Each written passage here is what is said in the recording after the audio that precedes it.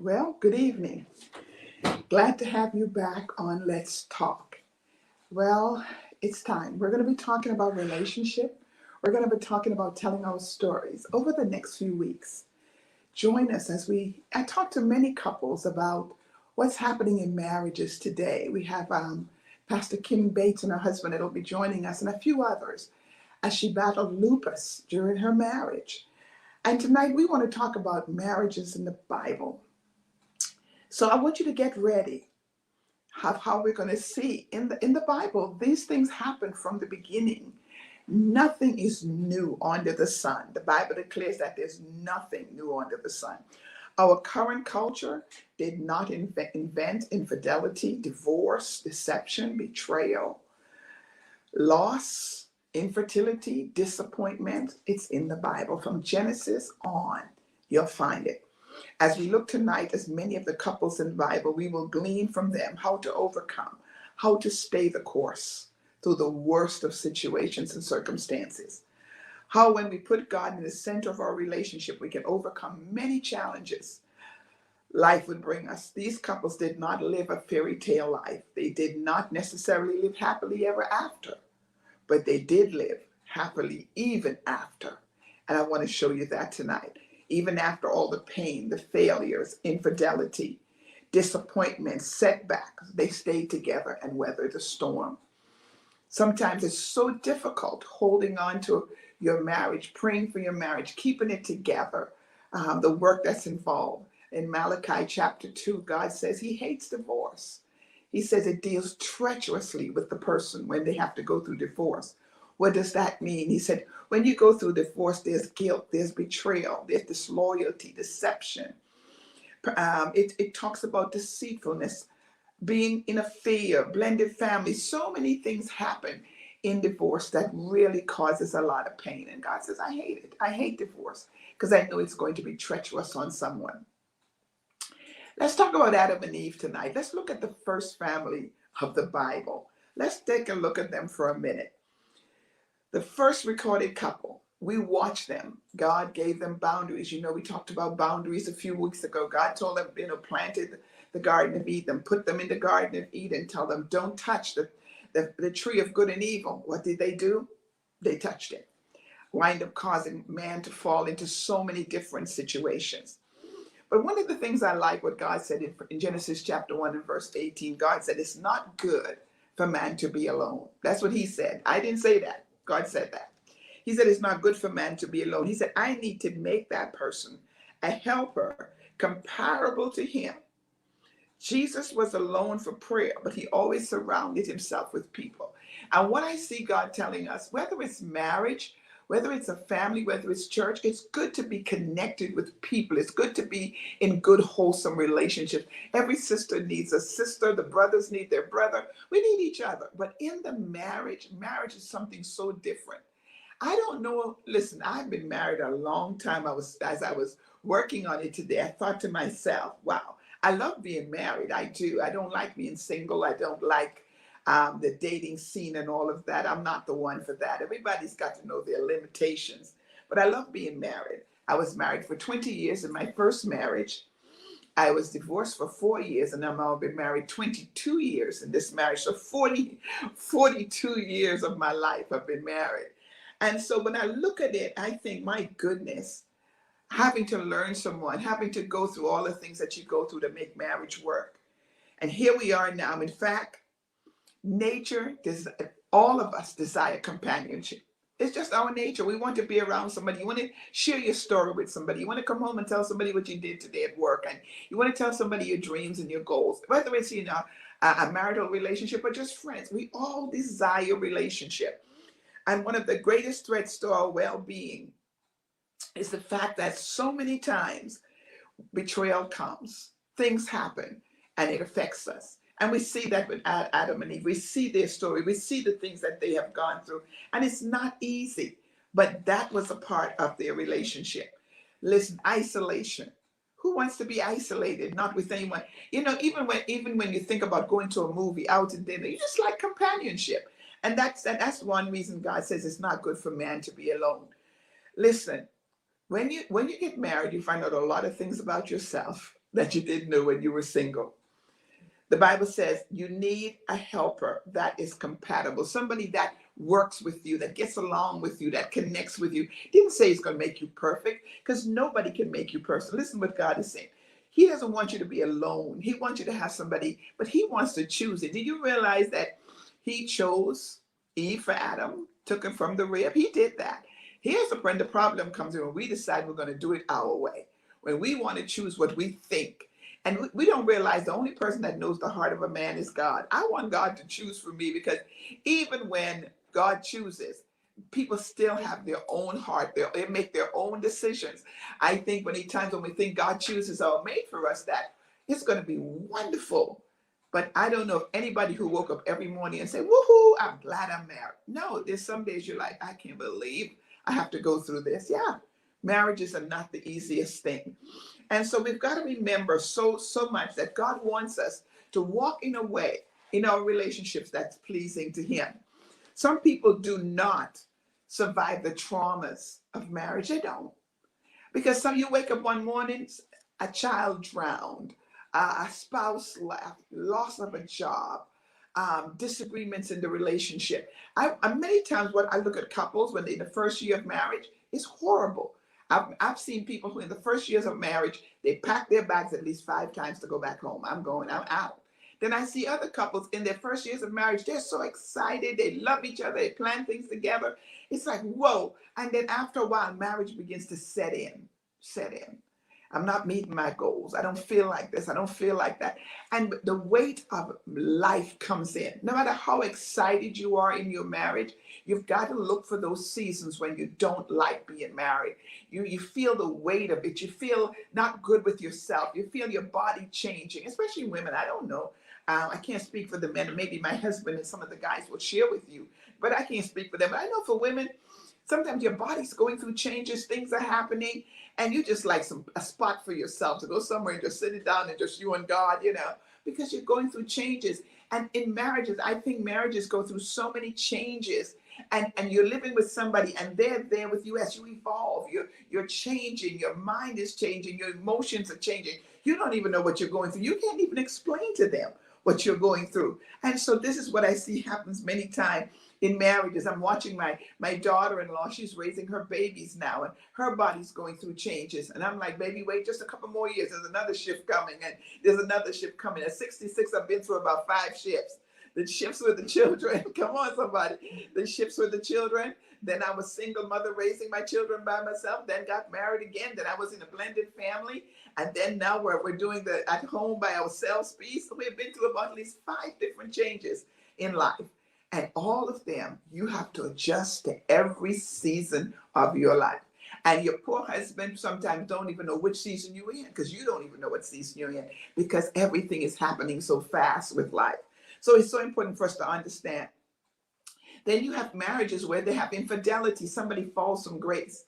And you can't decide if you want to divorce the person or stay with the person. Because everybody who has committed some form of adultery or infidelity in the marriage don't necessarily divorce. Sometimes they get counsel, they work through it, and they stay together and try to rebuild. Other couples say, I can't live with, I just can't trust anymore. I can't do it. And they don't live together. So they move on from each other. But when God says, I hate divorce, it's because he knows the pain it costs, the pain in the children, the pain in the spouse. Most women, when they get divorced, don't live the same level of life that they had before. Many times it was never planned. They don't have a job. They didn't get educated, and they just got comfortable. And then here now they got to start all over again. So life has so many hits and bumps in it. So then we get into relationships and find out we're married to someone with a lot of unresolved issues. How about that? I've got unresolved issues. He's got unresolved issues. And we got into marriage and unpacked the suitcases. And I'm finding out things about him that, what? And he's finding out things about me, and he's saying, oh my gosh, he didn't know that. And so here we are. How can we work through the unresolved issues of life? I want you to make sure you send me some notes, send me some hits. Tell me what you think about that. Tell me how you feel about working in relationship. How many of you got into a relationship and found out things that you didn't know, even about yourself? Let's not think about your partner. how you would handle something that came up, how you would respond when something was said to you. How did you respond when your body wouldn't respond like you wanted it to respond? How do you feel about that? Or sometimes you get married and you thought, oh, we're going to do this, this, this, and this, to find out, no, that person doesn't desire to do that. So we see all of these happening in relationships. Some people do not survive the traumas of marriage. They wind up getting divorced. Real love doesn't stop when you hit a problem. What I've learned, if God is in it, we can work through every situation. We can go to him. We can cry out to him. He wants us to work through every situation with him. And that's important. It's always figure out how to forgive and how to overcome. Ever thought about that? Ever had something happen to you in your marriage and you have to let it go? And it's easy to say, oh, I forgive. But here comes that trigger again. Something triggers you and you say, I thought I let it go and I didn't let it go. Or you said something to your spouse and you thought, okay, I'm sharing my heart. Here's my story. And then you have an argument and they bring up the thing that was you had just buried. You shared it and you were done with it. And they trigger you again by bringing it up. And you said, they said something like this. Well, I'm not like your first husband. I didn't play. There were no other couples there for them to glean from, to gather info, and to get any reference from. So I want you to understand something that today is just so critical for you to get this, that every relationship, every one of them costs something. Like I said, it has its own DNA. I don't wish for anyone else's marriage because I know what it takes to hold it together, to pray together, to keep it together, and to be able to walk it out. So when you see Adam and Eve, when you see the first story, they had to deal with the loss of a son, one son murdering another son. In fact, this is our family. And in the family, here is a crisis in the family. And one son, now here comes the hurt and the disappointment, the trauma. First family of the Bible had their first trauma. And there's times in people in the church, they want you to have a perfect family and a perfect marriage. Baby, don't work like that. Every one of us are going to go through something in our families. I know in my family, my daughter got pregnant out of wedlock. I know in my family, we went through so many different changes with our children. We had to go through and we were right there to love them. We were right there to pray for them. We go through so many different things in families, whether we're the first family of the church or the first family of the United States. The first family in the Bible, it started there in Genesis. And listen, remember this, God chose his wife. God chose Eve for Adam, and they still had a crisis. Their family still didn't survive easily. They were put out of the Garden of Eden, even though God chose his wife. Even though God chooses your spouse, don't believe that every day you wake up is going to be perfect. Sometimes when I look on Facebook and I see people married 20 years, and I say, oh, wow, that is so nice. 38 years, wow, that is so nice. And then next time I come back, I see they're not together. And I say, oh my goodness. Oh, I see somebody married for a year. And after a year, you don't see the person, their husband on the picture anymore. You don't see their wife on their Facebook page anymore. They're gone. Why? They didn't survive. They didn't survive. Marriage is not easy. It takes work. Even when God chooses someone for you, it takes work. That's one. What about Naomi? Let's talk about Naomi and let's talk about her for a minute, because this is so important that we talk about Naomi and Elimelech. Let's think about that for a minute. He takes his family, right, from Judah, the house of bread, and takes them to Moab. And in the way to living in Moab, he loses both of his sons within a span of 10 years. Sons are gone. They marry the wives of Moab. They come in and they marry them. Listen, Naomi becomes bitter. She loses her husband, loses both of her sons. Another family in the Bible in a crisis. I believe, and it's said, when you do the research, you'll find out Elimelech was one of the richest men, and he did not want to share his wealth in a town where there was famine. That's why he moved to Moab. When he moved to Moab, I don't believe that Naomi had a choice. I believe in those days, whatever the man said, go. And they packed up and they moved. In his disobedience to God by moving out of Judah into the home of the Moabites, he then pays the price for leaving the house of God and go out, take his wealth and move. But what happens when we make mistakes like that? It involves the whole family. It involves the whole family. I remember, I can think back of times when I told my husband, don't do that, honey, don't do it. And he said, well, I'm going to do it. And then here it comes. Didn't work. And he don't want to hear, I told you so. Absolutely not. And sure enough, it comes to pass. It's the same way. I don't think Naomi could tell her husband, don't do that. Because at that time, the man had the power. He had the wealth. He did it. And so now she's left without a husband and without her sons. But she didn't realize she wasn't left without a big God. He didn't leave her. No matter, and that's what you have to realize in your marriage. God does not leave us. He's right there. That's why I don't know if people can marry without him. It's a threefold cord, not easily broken. I can't be married without God. I can't afford to marry nobody that don't know God. I can't. Because at least if he knows God, God can work on his heart. The Bible said the king's heart is in God's hand. I'm sure there's times my husband is glad that I know God so he can talk to God about me, because I'm not the easiest person. When I make up my mind to do something, I'm going to do it too. And so I'm sure he's had to pray many prayers. Lord, speak to my wife in her sleep. Do something, because he knows if he tells me, I'm going to be like, nope, I'm set. I'm going to do it this way. And don't let God tell me. It's like, don't even talk. God has already spoken. So I'm sure in our relationships, these are the things that happen. And I'm sure Elimelech never gave Ruth a second thought to say, honey, what do you think? He's like, nope, we're going to move. And in it, here the Bible says, think about it for a minute. Naomi becomes bitter. She becomes bitter with the situation that has happened to her because of this move. One of the things I want to remind each and every one of us dealing with relationships, marriage does not complete us, ever. Don't ever think when you meet a man or a woman, they complete you. Absolutely not. Colossians says it this way, I am complete in God. If you, listen, I am nobody's better half. I don't want to be a half of nothing. Because if they leave, that means I don't have nothing to stand on. It's only half of me. I don't want to be a half. I want to be a completely whole person in a relationship. I want to be able to think for myself. I want to be able to bring things to the table that when we come together, we agree.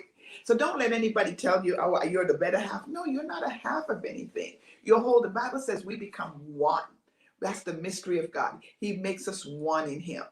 And listen, can you imagine how Naomi felt? Disappointment after disappointment. It can be very difficult to recover from these types of hardships. And it can cause many of us to become bitter. When we lose a house, lose a relationship, you have invested everything in this marriage. You're putting your money, you're putting your time in this marriage, and now it's falling apart. And you really need God in this season, because you can become bitter. You can become angry. You can get to a place where you don't trust anymore. You put your heart in a box and you say, hey, don't let nobody else in there. Nobody else is going to treat me like that. That's what winds up happening so many times in relationships. After being wounded, after being hurt, we're just like, I don't want to. You can't. You're going to have to talk to God, because I don't want nothing to say. Just because we have been so hurt. But for this couple, the story we learn is how to heal and forgive after losses. She lost her home, she lost her resources, and she even lost her hope. When you have nothing left to give, you'll discover God is all you ever needed. Think about it for a minute. Have you ever been in a season in your life where you feel like, man, I've given, and there's nothing left to give? And then you still got to hold on to God. Here comes God. Many people are widowed. Some have lost loved ones. During this pandemic, we have seen it. So many people. I counsel so many. I have one lady that I can think of right now. She lost her husband during the pandemic, and she said, Pastor, it's so empty. It's so void. We have been together for so many years. And to wake up and he doesn't bring my coffee, and to wake up he's not calling my name, and to wake up he's not there to have dinner with me. He said, Pastor, I can't explain to you the pain of not having him. So she gets on the prayer line with me, or she'll call me and she'll tell me, and she said, Pastor, I never thought it would hurt this bad. I thought by now. He passed away last year. I think we spoke a couple of days ago. She's still hurting. Because in the morning when they got up, they're in the warm weather, he'd bring her coffee out to her. He would get up with her, pray with her. He'd get up and talk to her and encourage her. And he's gone. Lost. And now she's trying to find her way by herself. And it's not that she minds. The thing is how. How do you pick up the pieces and begin to rebuild when you look across the room, or you pick up your shirt and you smell him and he's still a part of your life and you're trying to get rid of him, and then you open a box, you see a picture, or, and so hard, so difficult in this pandemic to have suffered loss and lost a loved one. But often these are the things that push us closer to God. These are the things that really, really cause us to get closer and closer to God. I tell you, listen, live every day like it's an amazing day. Because when I look around and see how many people are being tested in marriages, in churches, in relationships, you really have to consider. Listen, everyone's not going to be married. Everyone is, you might as well just, let me tell you, let's be sister here. Every one of us as women will not marry. And it doesn't mean that you're not a good person, doesn't mean you're not attractive, does not mean any of that. But you may never meet that compatible person that really makes you say, I'm ready to do this. Because if you're not ready to die, and when I talk die to the things that you like, you're not really ready to marry. Because when you get married, you have to die to a lot of things. Especially if you've been single for a long time, where you handle your own money and you bought what you wanted and you did what you wanted and you went when you wanted and you came when you wanted. All of a sudden it's whoop, stop. All of a sudden you realize, oh, I can't do it like that. And a lot of women are not ready for that. They're not ready. They're not ready to share their checkbook. Men are not ready to share their time, their football time, their sports time, their hanging out with the guys, their golf time. So sometimes you find both parties are just not ready to give it up and make that commitment, because marriage is a commitment. You said in sickness, you said in health, sickness, you made that vow that no matter what, you were going to hang together. And remember, after the first year, you were like, you know what? This is overrated. Stick to this. What about if you get married in the first year and one of the parties become immobile? They can't move, they can't walk. There's an accident. Or remember when Bishop Jake said his wife was in a car accident and her ankle was broken and she couldn't walk. He had to pick her up. And then she couldn't wait for one day, just put back on her high heels one more time because her ankle was so destroyed in the accident.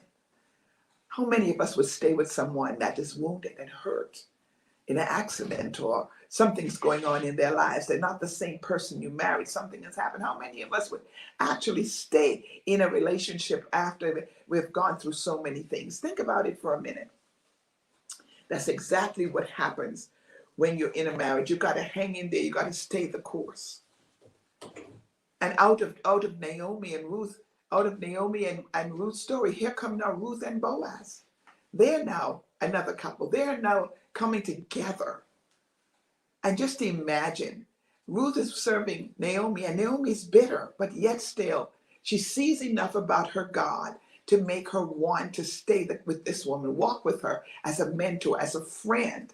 And so many times in marriages, I tell you, let me tell you something. Never let go of all your friends for a marriage. Never do that. Always got a sister friend. Always have somebody you can talk to, whether it's your natural sister, a girlfriend. Have somebody you got, a mother in the church, somebody that you can run things by, somebody you trust to talk to. I love my husband, love talking to him, but I can't tell him everything. I can't have to talk to God about some stuff, and some stuff is just stuff you talk to your mom about or your sister about. What do you think about this? Because you never know, sometimes, especially if a man is watching a football game, you don't talk during a football game. Don't. I tried that. It didn't work. It didn't go over very well. My daughter said, Mommy, stop it. Because she's a football addict. My son is a football addict, and so is my husband. So Sunday afternoon after church, I'm tired. I'm trying to cuddle up, and my husband is leaping up off the floor, and he's jumping and screaming, and my kids are like, Mom, can you just go to your room because you in the way? And I'm thinking, I said, I'm tired. You see, because off season, I just come home and I just lay on my chair, and they're like, Mom, no, this is not the time for that. And so everybody's leaping and excited about things. Don't ask my husband a question during the game. Ask him a question. I said, wait a minute. I was not accustomed to that. I never dealt with that before. I had to learn. During the football season, some things you just don't do. And don't get mad about it. I was getting mad. I was salty. Because it was my time. Church is over. We can talk. Don't talk during a football game. Actually hurt your feelings. And I'm just like, I said, just ask the question, not now.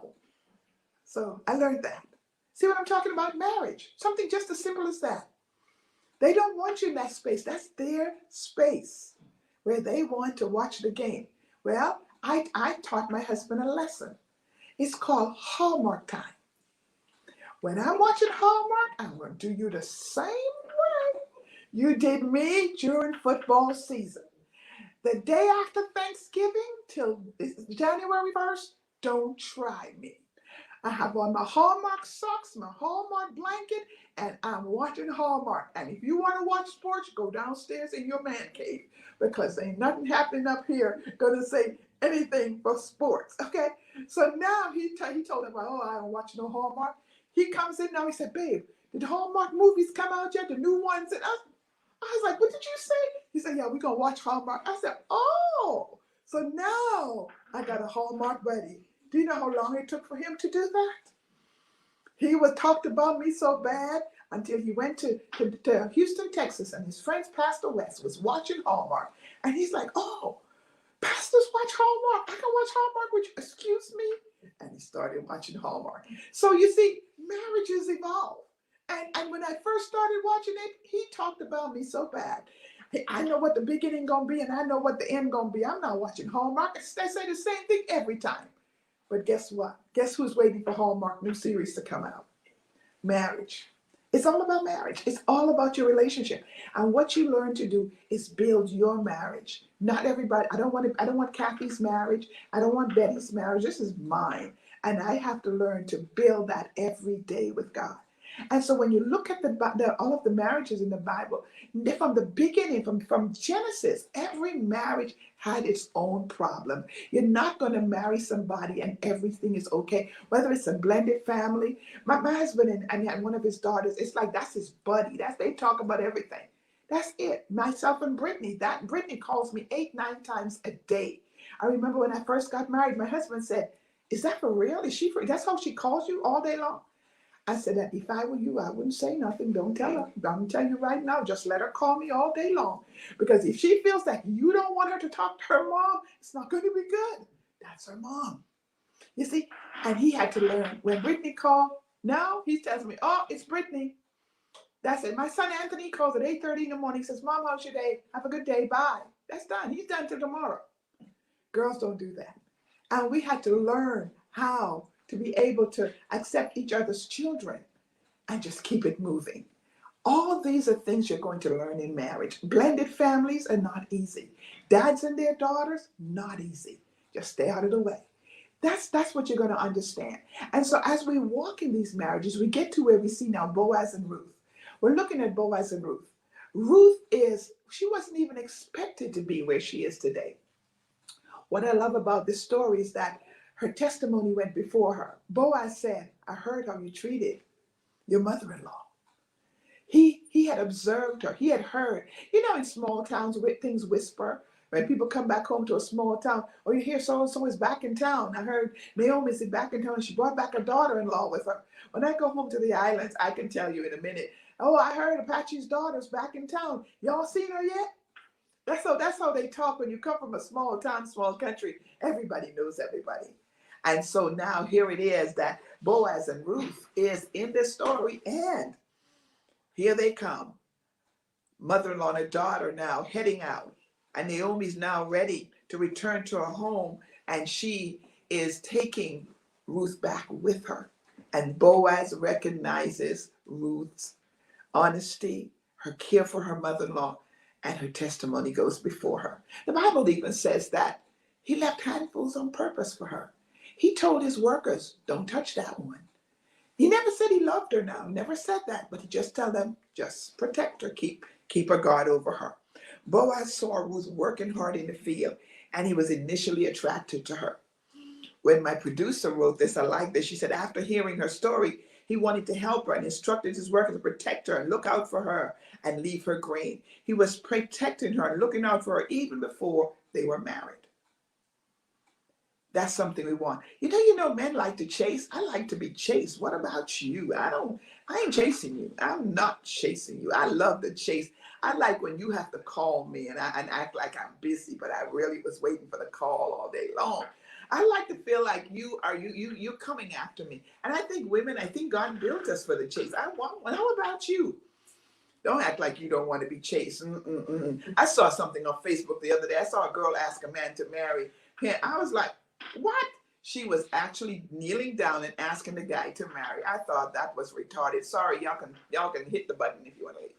I am not chasing you. That God never built me to do the chase. I like the person that chases the woman, goes after them, reaches out to them, calls them. I remember when I was dating my husband, and anybody who knows my husband knows he has a deep voice.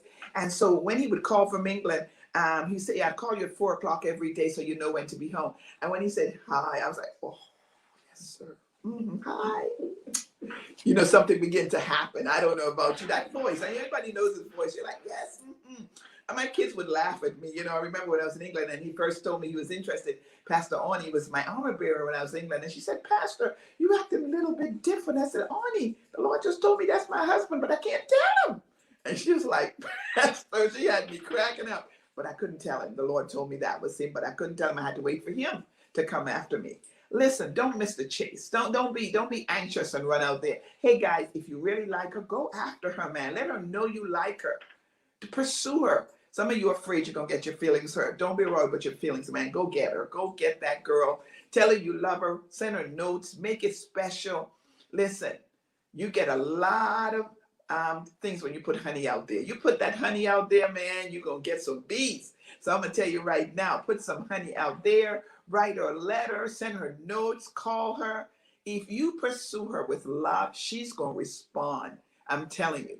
Women, listen, it's not hard to submit to a man that shows you they love you. It is not hard. Submission ain't no hard word when you feel the love coming from someone. And when they pursue you, and men do not just pursue to get married, pursue after marriage. Because women love to be chased. They love to know. And women, study your husband. Minister to them. Even when it's tough sometimes. Marriage is not easy. But you still got to keep that chase going. So it's important. A man that is interested in you will show his interest. He will not have to wonder what he's thinking or how he feels. He will show it. Listen, he will want to provide and keep you safe. So that's what you see in between Ruth and Boaz. You see that chase that he saw her. And then she goes to Naomi, and Naomi said, come on, honey, let me tell you what to do. That's the mother in us. You go that night, lay at his feet, pull his robe right over you, just stay right there and don't say nothing. She said, don't talk. Just lay right there. She told her exactly what it was like to go after him once you realized that he wanted to pursue her. Listen, you have to learn a lot from that story.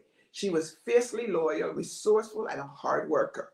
She was open to receiving godly counsel. How many of us are really, really open to receive counsel from someone regarding our relationship? And I think that's something that's important. Whenever you meet somebody and it's got to be a big secret, I tell them all the time, if you date somebody and they can only take you out late at night when it's dark, something wrong with that. They don't take you around their family. They don't take you out in the daytime. They can't pick you up. It's just all this, something, you're hiding something. Women, don't waste your time. You ain't got no time. If me and you can't hang out, then broad daylight. If we can't no. If I can't meet your mother and I've been seeing you for 6 months, I'm wrong. You've got to get to a place in life where you have some standards that you've set for your relationship. You have a way that you want to date, and I call it basically courting. How do you court someone? How do you get them to know what you really like? It's by talking a lot.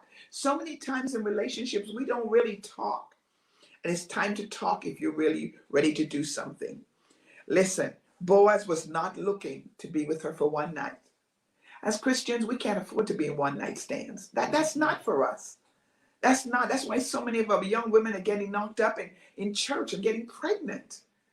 It's not, you're not nobody's mistress. You're not nobody's one night stand.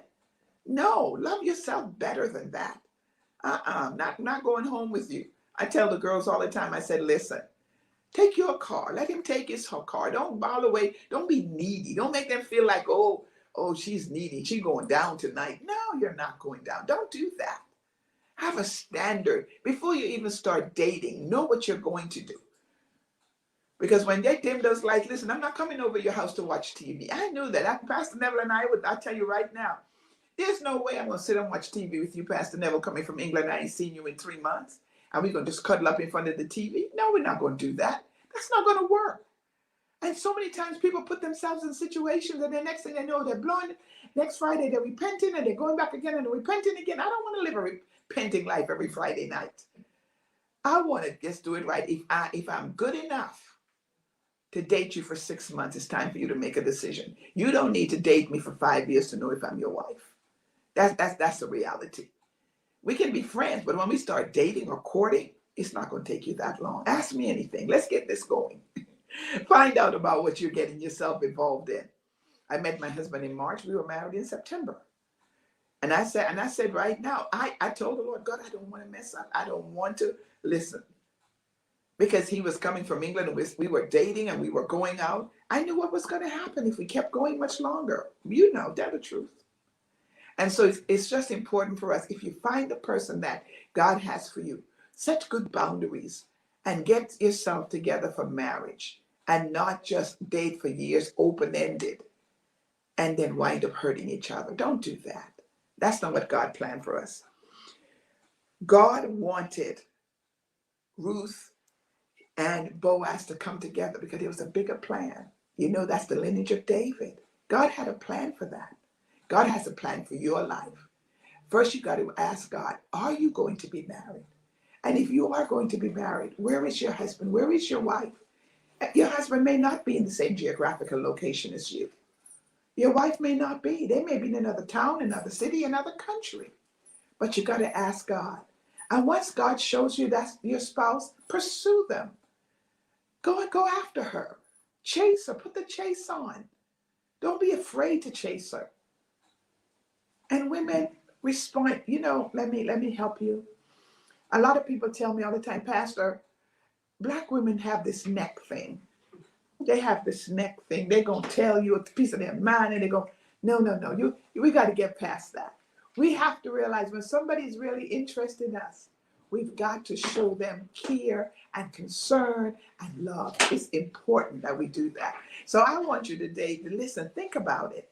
Get the neck out of the way and all of that. And begin to think about, if that's the person God had for you, how am I going to minister to him? Kathy and I talked about that when we talked about DNA of marriage, how every marriage has its own DNA. Once you know that person is who God had for you, quit playing with him, acting like you don't know. Right? At least we're just friends. Church people love to use that line. We just friends. Y'all just friends, but y'all just finished kissing. Y'all just finished touching. That's what friends do. That look like it's gone more than friends to me. So I'm telling you right now, if you know that's more than a friend, stop playing the person and talking about we just friends. Because y'all done passed friendship a long time ago. Tell the truth. Let's do it. Let's get married. Let's do it right. That's what God wants us to be able to do. So important that we do that. And when you look at this story of Ruth, and when you look at Boaz, you see how God had already orchestrated everything. Naomi, Ruth, and Boaz, they all suffered loss. Everybody dealt with something. But they made a choice to open their heart again. How many of us, after we've been hurt, say, I'm never, not going to get married again. I'm not going into another relationship. This is it. What you did was you closed your heart. And it's so important for you to know you've got to keep your heart open. You've got to be open to whatever God has for you. It's critical. It's critical. It's so important that you don't do that. Don't allow your heart to become hardened by the things of God. It's so important. I want you to send me a note. Tell me, ask me some questions regarding relationships that you're dealing with. Maybe there's something that you're going through that you're dealing with. Let's talk about Hannah. How many of you all ever read 1 Samuel about Hannah and Elkanah? Now this man's married to 2 wives. What in the world? And now I don't know what was wrong with his head. I really don't know. But who wants to be in a relationship with 2 women? One is bad enough. One is just not. That's not it. So I want you to think for a minute. He's married to 2 women, and one is provoking the other. Can you imagine what that was like for her to know that she wanted to produce, but she couldn't produce? God had shut up her womb. Do you know how many couples fight with infertility for years, cannot have kids? Sometimes never have kids, have had to adopt, have had to maybe take foster children in. They just have never had kids. And in this particular story, the Bible said that God shut up her womb. So what I want you to understand is that so many times things happen in your life that you don't understand why God has allowed it. You don't understand why it's been done to you, but it does happen. And so you have to be very, very careful that when you hit some place in life in your marriage, whether it's a loss of a job, maybe it's a sickness in the body. You can't do like you used to do. You can't go like you used to go. You have to give room in your relationship for those times and those things that you deal with. Sarah was not the first. Rebecca was not the first. And Rachel was not the first. Neither was Hannah. There were so many different women in the Bible that dealt with infertility. And I see it today. So many women write and cry out and ask for prayer because now women are getting married older and they wanted children, but they waited late and they were not able to have children. And they have to deal with that. The pain of infertility has been around since the beginning of time. I have one lady that every Mother's Day, she'd remind me, she said, Pastor, when you pray for the mothers, remember to pray for the mothers who had children, but they died or never was able to produce. She said, Pastor, I got pregnant and my baby didn't live. And every Mother's Day, when the church says, Happy Mother's Day to the ones who have their children, it hurts because I had a baby, but the baby didn't live. Never thought of that. But it happens. She wanted a child. She's never had one since. So many women deal with infertility. So many women deal with waiting late to be married and have to deal with these different issues. But I want you to know it's a tough one that so many are dealing with. But you have to walk with unwavering faith. Believe in God, no matter what you find yourself in. Well, I was in a meeting today and I was thinking about how many of us battle so many different things in relationship. When you get married, you're thinking, oh, everything is well. My husband, after so many years of marriage, battled a cancer that almost took him out. When the doctors looked at me and told me, I don't think that he can make it, or the nurses would tell me he couldn't make it, I had to fight for that season of my life, not to fall apart while pastoring the church and holding on to our family. What is it that you want God to do for you in your life, in your marriage? Where do you hurt? How can we pray for you in your relationship? Relationships aren't easy, not easy at all. You see, and while her husband had to watch her every day be depressed, she battled depression because she wanted to have a child and was never able to produce. And he said to her, am I not better to you than 5 sons? Am I not better to you than your children? What he was trying to say, take your eyes off of her, just love on me. And she was like, no, I was created to produce. I want to produce. I want a child. I've watched many times couples go through that. I prayed for many couples who, I remember in New York City, I was in a service and a couple came up and they wanted a child. And they said, Pastor, will you pray? Because nobody needs to be in a relationship competing with a man and another woman. I'm not doing that. No competition there. Listen, if we're going to be married, we're going to be in the relationship. It's going to be one person. And I think what happened there is because of the culture of the day, they were allowed to have 2 women. But the thing about it is that Hannah was not producing where Peninnah was producing. And so that's where the competition and all of that come in. But in today's culture, that's not supposed to be. God didn't ordain. He said 1 man, 1 woman. That's what he gave us in Genesis. That's it. I'm not going to share my husband with someone. That's not going to happen. Okay. That's not going to happen. That's not how I plan to live. No, if that's what he wants to do, he'll have to do it by himself. But I won't be in that kind of relationship. That causes a lot of issues and problems in relationship. I know coming from the island, we saw that a lot. A man always had a wife and a mistress. That was something that was normal. They had as many kids with the mistress as they did with their wives. They did it. I watched it growing up as a child. My dad has 14 children, 5 with my mom. Everything else was outside. He had 5 with the second wife, and I can't tell you how many on the outside. And to them, that was normal. There was no big deal. And the wife was okay with it. They brought the babies home from the mistress to the house. And I'm like, who in the world? But it was a part of the culture. They just did. But I don't believe walking with God. I have to live with that. And when you learn to love yourself, there's a lot of things you just don't live with. You just don't tolerate. But you've got to love yourself and able to do that. So I don't see the competition today that they had between Hannah and Peninnah. And as what I can see, it really was not even a competition, was the fact that one was producing and one wasn't producing. And the pain of not producing pushed her into that place.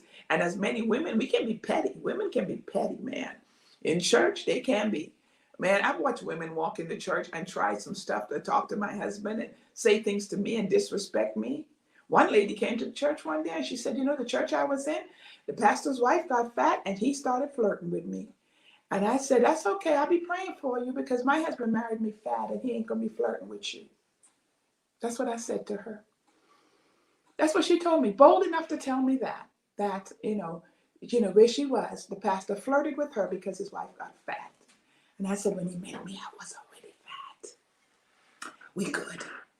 She looked at me like I had 3 heads, and I looked back at her like she had 10.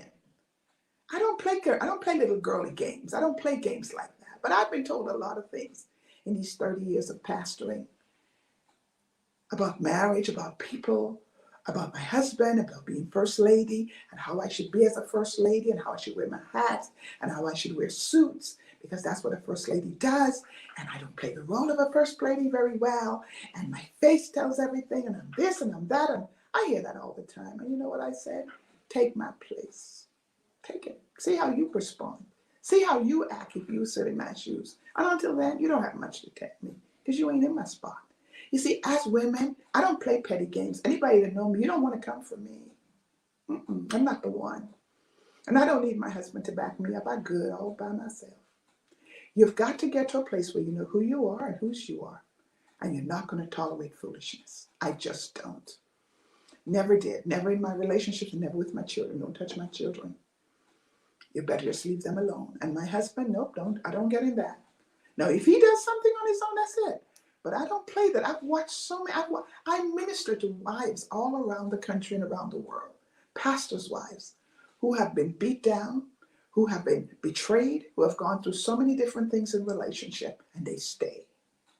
I have one young lady who had to literally sign an agreement that she would never discuss her husband's infidelities. She had to sign a paper in the church that she would never discuss what he had done. Let me tell you something. I don't have time for church games. And I have no problem being single, and I love being married. But if I had to walk single, I'm okay. And that's what you have to realize. You have to love yourself enough to know, if I have to walk by myself, I do that. Because I love myself too much. And the only reason you stay in a relationship is that you're waiting on God to give you instructions. But you don't stay there and be beat down and abused and just like nothing. No, don't do that. Men or women. God never called us to be abused. God called us to love one another, care for one another. That's what marriages ought to be about. It's being able to love somebody and they love you back. And then the days you don't feel like loving each other, that you just get in your own space, and the next couple of hours you'll be okay. But so many times we see this happening. Listening, sometimes the wait is long to meet the person that you want. But if you just hang in there and wait on God, He'll direct your path. He will. Don't worry about the people who laugh at your calamity. That's what Peninnah did. She laughed at Hannah's broken areas, not realizing God was going to cause her to produce. And the Bible says when Hannah began to produce, she had 5 more children after she produced Samuel. See, don't laugh at somebody in their calamity. Don't do it. I remember in the book of Obadiah, that the Lord said, you shouldn't have stopped. You shouldn't have got in the way of my children. You shouldn't have hindered them. You see, we all belong to one God. And when your sister or brother is going through a broken area in their life, don't laugh at them. Don't talk about their kids. When somebody's kids get pregnant, don't you dare talk about them, especially if you have a child. You have a son out there, don't talk about somebody else's son, because we never know when our children are going to do something that we're not pleased with. Because no matter how much you raise them, you can't watch them 24/7. And when they get old enough, they're going to do them. And you still have to love them right where they are. So as we're going through this series this month and we're talking about these marriages, Pastor Kim is going to be on. She's going to be talking about her battle with lupus. We were traveling all over the world. And she came home last year, right during COVID, and battled lupus. And the doctors were telling her she wasn't going to go through it. She was going to do this. And today she's going to tell you her story. My sister and her husband have been married over 30 years. And God tells them, listen, you got to move from New York to Dallas. They're in Dallas now. And that transition was one of the toughest times for my sister. I watched her stressed out as she began to obey God and move. Even when God tells you to do something as a couple, doesn't mean it's going to be an easy journey. She had to stay in New York. Her husband stayed in Dallas. The transition was so difficult in the midst of COVID. Then we have Dr. Coburn out of Denver that's going to be with us. They were in a religious organization, and then God called them out for her to start to do a work in ministry. And they had to leave and begin to do a work in ministry.